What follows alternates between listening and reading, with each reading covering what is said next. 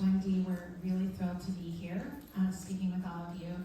I'm Jeanette Bradley. I'm author, illustrator of picture books, and also, along with Padma, the co-chair of the Rhode Island Authors Against Book Bans.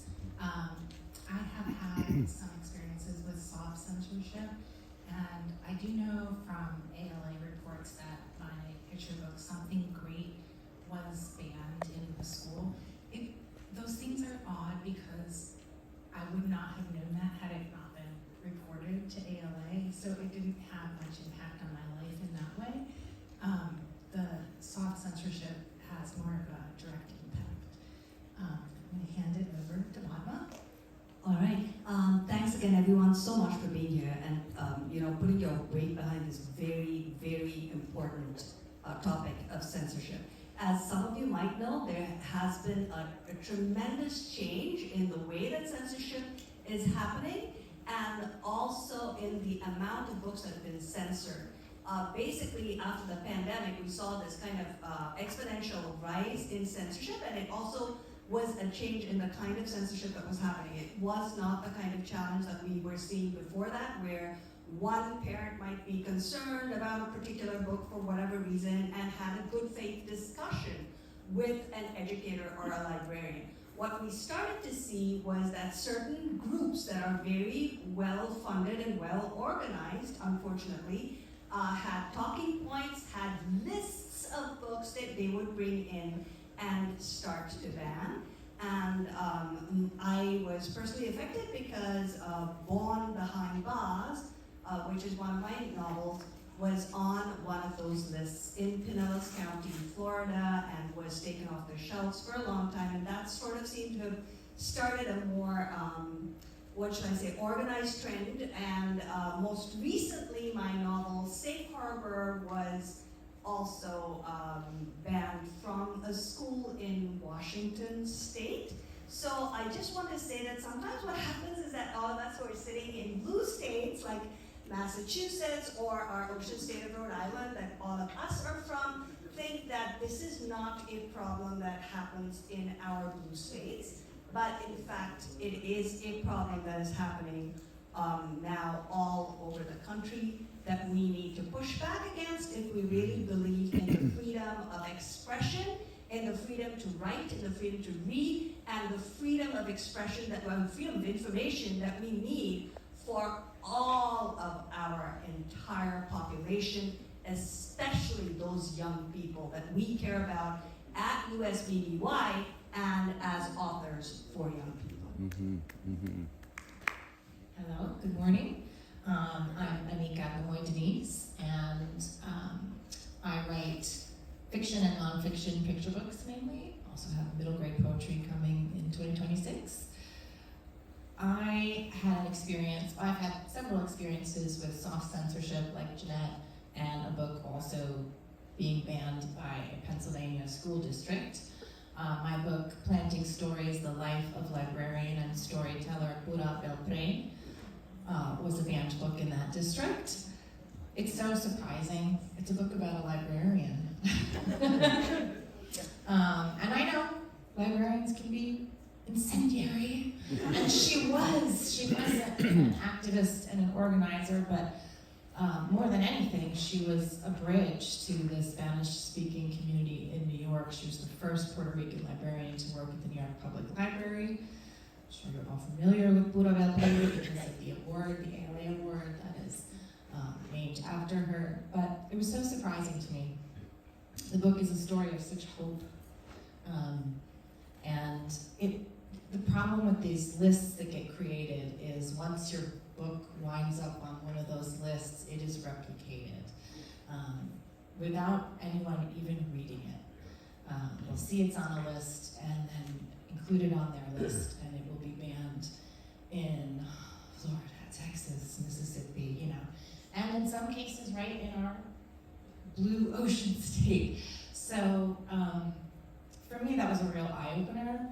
And when these three powerhouse women invited me to join the campaign for passing the freedom to read in Rhode Island, I stepped up and followed their lead, and they've been amazing.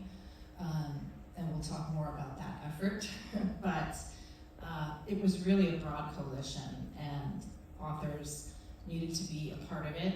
It is a landmark law, and that includes protections for creators that aren't in other freedom to read laws. And it's very timely because this is happening right now in Massachusetts. So I'm going to pass it to Jamie now.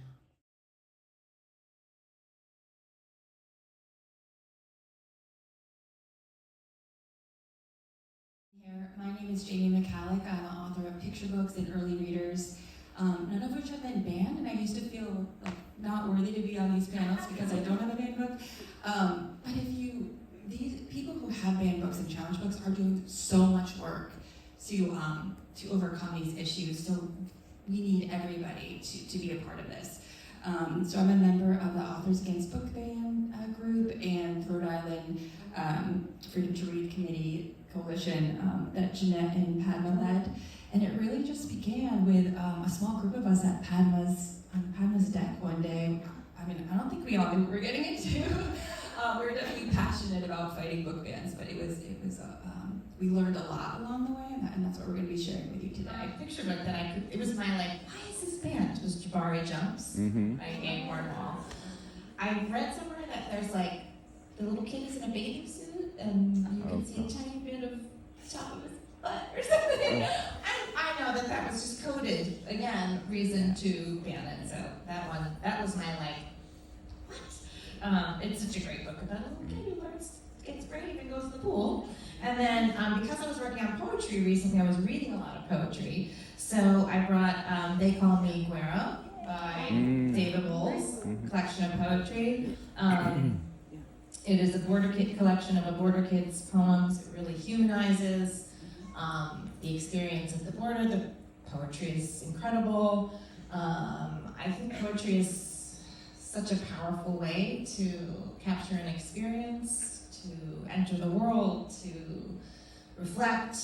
And it almost feels, for me when I was writing poetry, it felt like an accessible way in to difficult topics. And I really think kids should be able to explore the world and these difficult topics through any kind of story, but particularly poetry. So They Call Me Guero is just one that I think, it's obvious why it was banned, right? But I would want it to be in every library. And it is the winner of the Texas Bluebonnet Award. David is an incredible poet, writer, and advocate. So that's mine.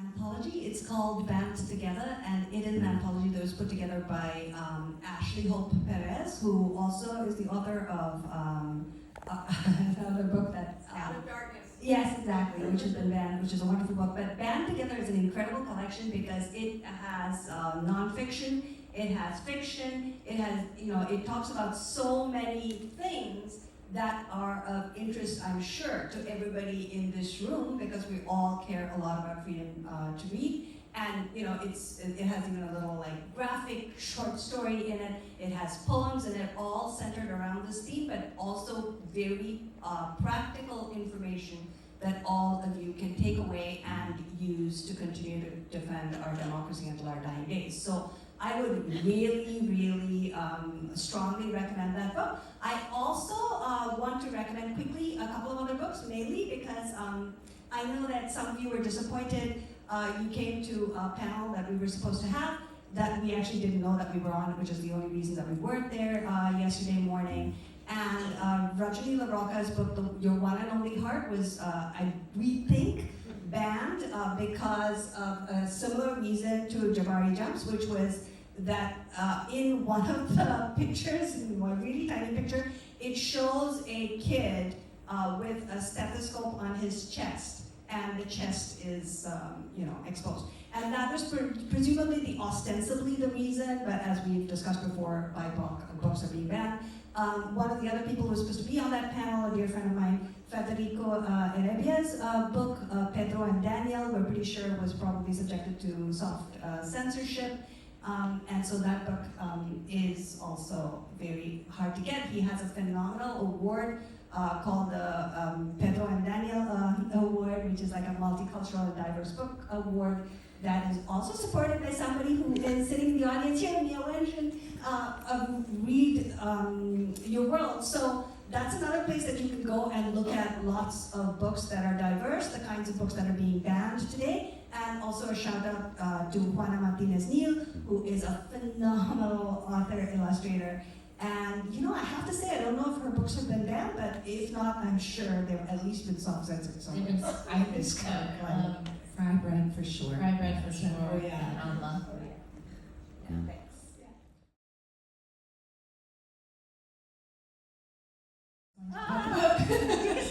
Yeah, I was going to talk about Rajni's book because it, to me, illustrates how science is being censored and the excuses given for censoring science.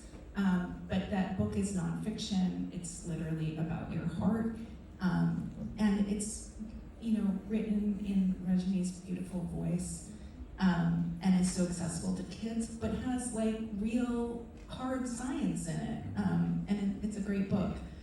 And the loss of that kind of